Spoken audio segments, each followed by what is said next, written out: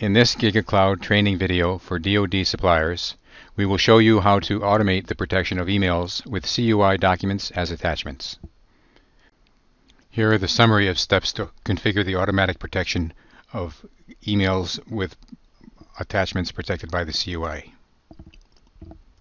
First, we'll take a quick look at the structure of the CUI markings. In this first example, we see the structure of CUI tag followed by the SP specified tag, followed by the optional dissemination tag. In the second example, we see the structure of the controlled or CUI tag, followed by the category, then the optional subcategory, then the optional dissemination marking. Here is a brief collection of the CUI markings from the NIST documentation. We will use some of these in today's video.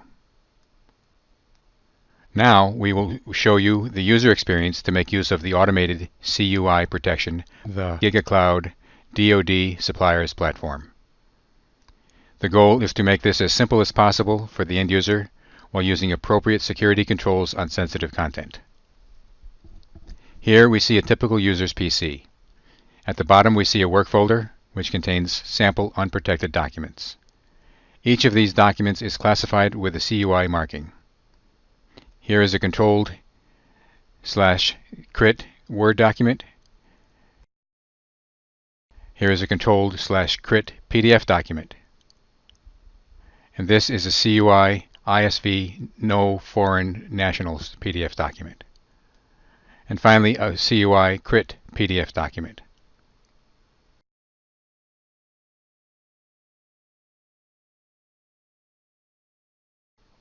We created a few sample unprotected email drafts. We'll send emails next that should be protected. This email, as well as the attachment, are unprotected. In case you were wondering if you could manually protect the email, yes, you can, using the GigaTrust icon. We'll focus on the automatic protection without the user doing anything to invoke it. This email is still unprotected. When I click Send, the GigaCloud client will automatically scan the email in several areas: the email address for specific people or domains, the subject and email body and attachments for keywords, strings, and regular expression patterns. In this example, the crit classification marking is found, so the GigaCloud client will automatically protect the email and attachments with the crit users template. Also, notice the checkbox at the bottom of the dialog. Checking the box or pre-configuring it prevents this dialog from displaying during future automatic protections. The override button at the bottom of the dialog also allows the user to prevent the automatic protection in the case of false positives. However, in this case, the classification marking policy dictates that the content is so sensitive the user should not be able to override it. When the user clicks OK, the email and attachments are automatically protected before leaving the user's PC. The content is not sent anywhere unprotected. By the way, when we say content is protected, we mean it is fully encrypted at rest, in transit, and even in use by the recipient. The protection travels inside the email or document and cannot be removed even by using a hex editor. Trying to open the protected content in an unauthorized program will simply show binary garbage. And, while in use, in addition to remaining encrypted, the recipient is restricted by policy to what they can do.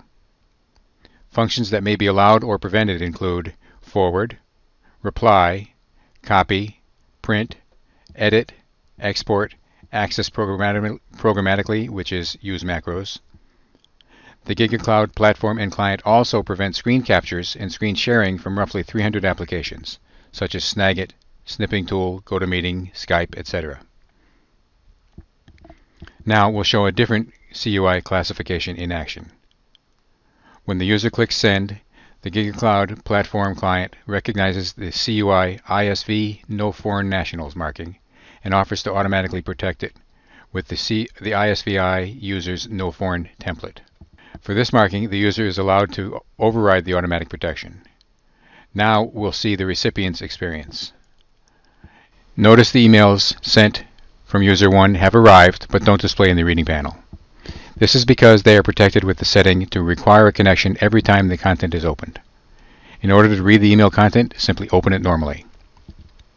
First, the recipient is permitted to read the emails and attachments, and save the attachments in a folder. I'm copying the attachments to folder to simulate a user walking up the documents out the door to an unauthorized person by putting the documents on a USB drive.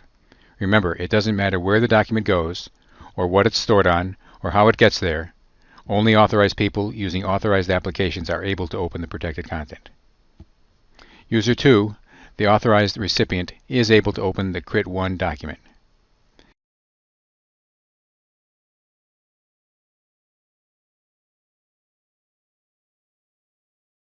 And user 2 is also able to open up the ISV document. Now, let's pretend we walked out the door with a hidden USB drive containing the documents. We give them to an unauthorized recipient, in this case conveniently named Thief. If only they were that easy to label in the real world. The thief attempts to open the document, and since the thief doesn't have permission, the platform client asks if he wants to request permission from the owner. If the user clicks yes, it simply opens an email to the owner of the content.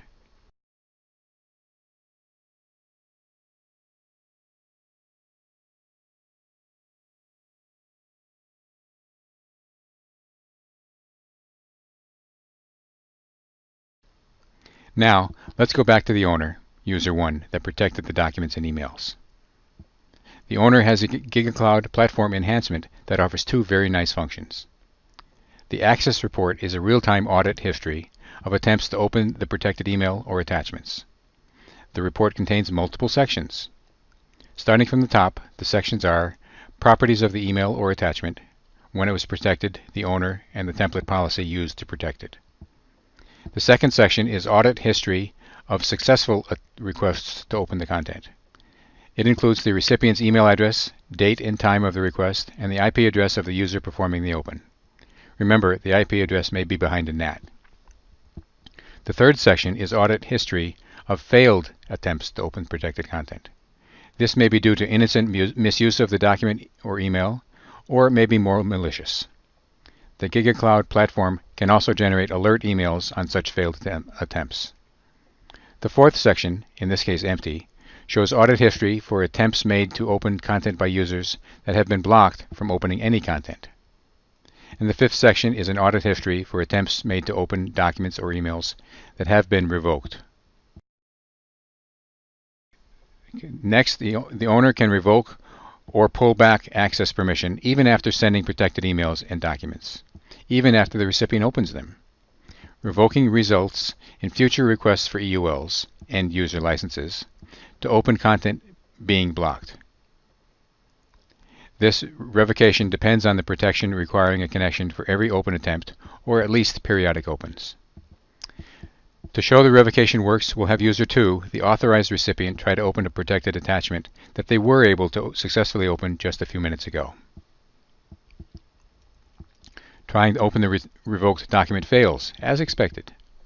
But revocation works on individual emails and documents.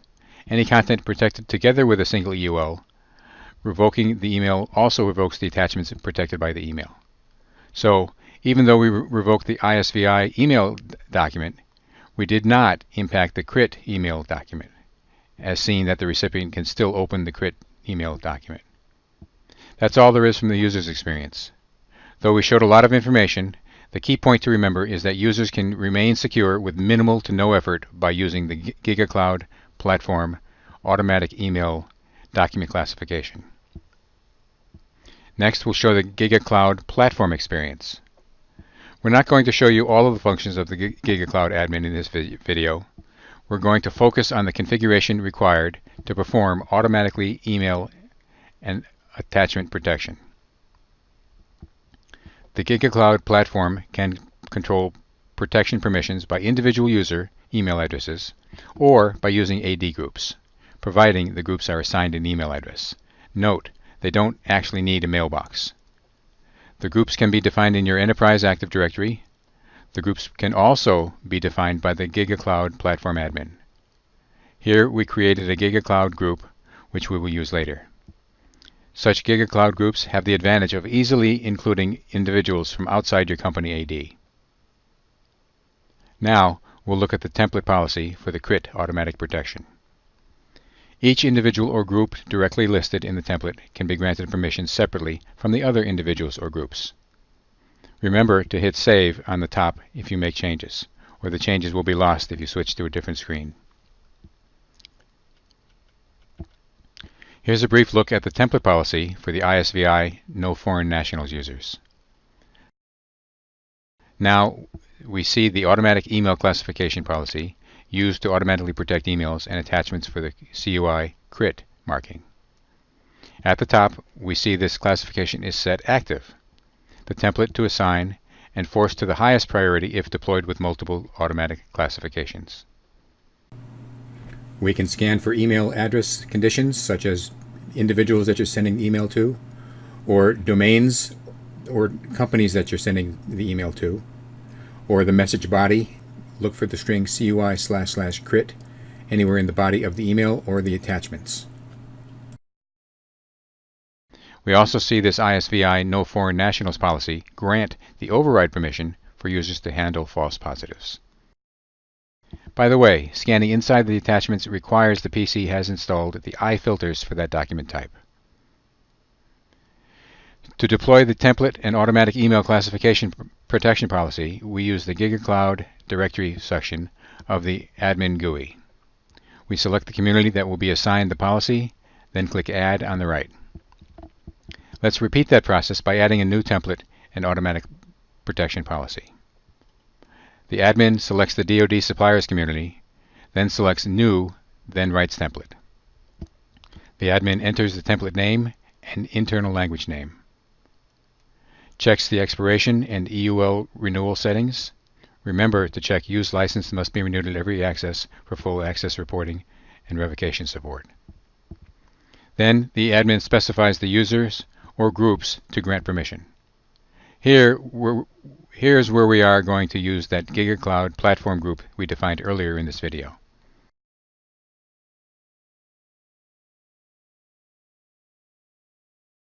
Remember to click Save. Now we define the email classification policy, which is the automatic protection.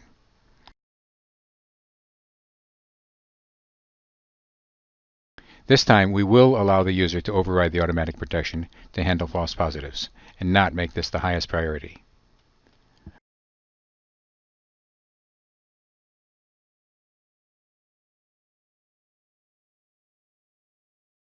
At the bottom, we enter the body string CUI Intel SBIZ, including the slashes. Now we use the directory admin section to assign the new template and classification protection policies.